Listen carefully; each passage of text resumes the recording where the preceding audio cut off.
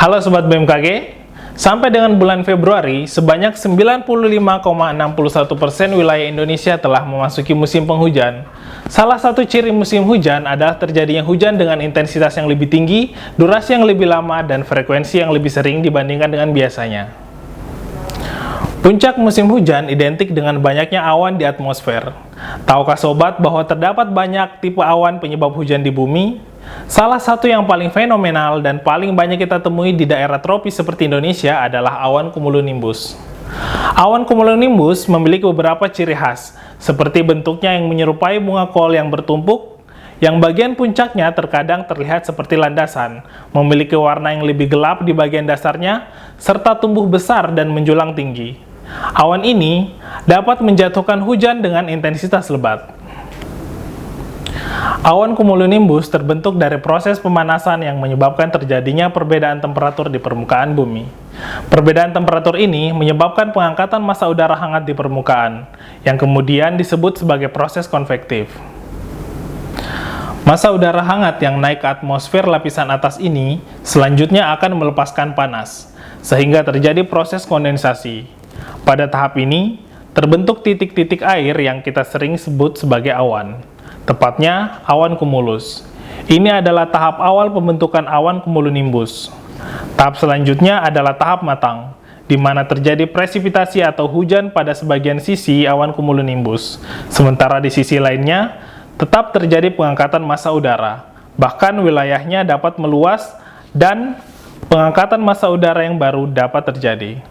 Pada fase ini, proses pertumbuhan awan cumulonimbus semakin cepat dan cakupannya semakin luas dan tinggi. Tahap terakhir adalah tahap meluruh. Pada tahap ini, tidak terjadi lagi pengangkatan massa udara, dan umumnya terjadi hujan di hampir semua sisi awan cumulonimbus. Pada tahap matang, awan cumulonimbus dapat menyebabkan hujan lebat, hujan es, angin kencang, kilat atau petir, bahkan terjadi puting beliung di sisi terjadinya pengangkatan udara. Hujan lebat sendiri terjadi hingga fase akhir dari proses pertumbuhan awan cumulonimbus. Lalu, apa saja dampak yang dapat ditimbulkan oleh awan ini? Hujan es, angin kencang, bahkan puting beliung yang terbentuk dari awan cumulonimbus dapat mengakibatkan kerusakan infrastruktur akibat pohon dan baliho tumbang, serta kerusakan bangunan semi permanen. Selanjutnya, hujan lebat dengan durasi yang lama dapat menyebabkan banjir bandang, dan tanah longsor, terlebih lagi jika didukung oleh kondisi lingkungan yang sudah tidak baik lagi. Berikutnya adalah gangguan pada penerbangan. Hentakan angin kencang di permukaan akan mengganggu proses ketika pesawat akan lepas landas atau mendarat. Selain itu, turbulensi di dalam awan cumulonimbus juga akan mengganggu perjalanan pesawat. Gangguan lainnya adalah gangguan pada pelayaran, karena awan ini dapat mengakibatkan peningkatan tinggi gelombang dan cuaca buruk di laut. Masyarakat juga dapat mengetahui lokasi awan cumulonimbus di seluruh wilayah Indonesia, yakni dengan mengakses data dari citra satelit terkini dari laman bmkg.go.id. Warna merah menunjukkan lokasi awan cumulonimbus terkini yang perlu kita waspadai. Dengan mengetahui ciri dan lokasi terkini dari awan cumulonimbus, masyarakat diharapkan dapat mengantisipasi dampak buruk yang ditimbulkan oleh awan tersebut. Sementara itu, cuaca di Indonesia di bulan Februari diprediksi masih dipengaruhi kuat oleh fenomena global La Nina serta fenomena regional monsun Asia. Bagaimana prospek cuaca di wilayah Indonesia dalam sepekan ke depan? Berikut informasi selengkapnya.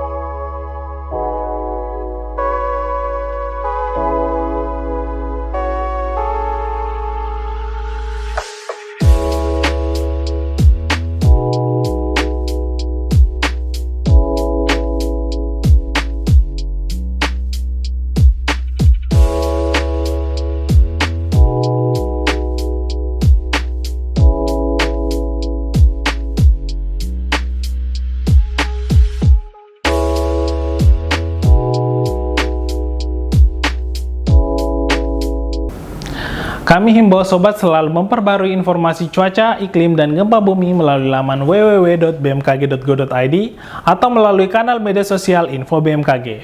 Serta sobat dapat mengunduh aplikasi Info BMKG melalui smartphone, baik di App Store ataupun Play Store.